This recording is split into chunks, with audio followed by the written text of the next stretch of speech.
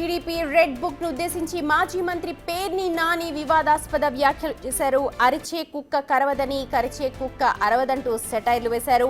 TDP ఓ వైపు ఎర్ర book అంటూ ఉంటే మనోళ్లు రప్ప రప్ప అంటున్నారని కామెంట్ చేశారు.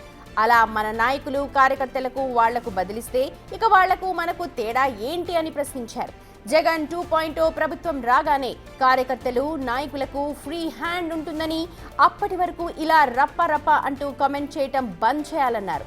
చీకట్లో కన్ను కొడితే జరిగిపోవాల్సిన పనులు పట్టపగలు మాట్లాడుకుంటామా అంటూ హత్య రాజకీయాలను ప్రోత్సహించేలా ఆయన మాట్లాడిన మాటలు ప్రస్తుతం పొలిటికల్ సర్కిల్స్ లో హీట్ ని పుట్టిస్తున్నాయి.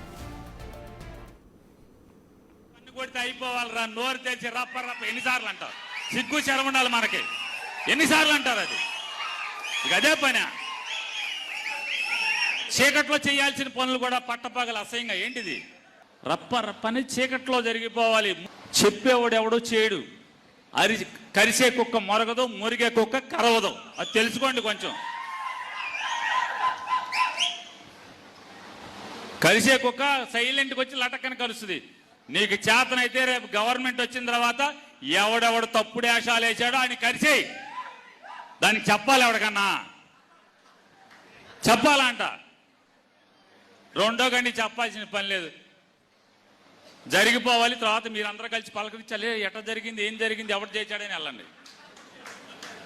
అరే చీకట్లా కన్ను కొడితే అయిపోవాలరా నోరు తెచ్చి రప్ప రప్ప ఎన్నిసార్లు అంటారు? సిగ్గు శరం ఉండాలి మనకి. ఎన్నిసార్లు అంటారు? అది ఇక అదే పని.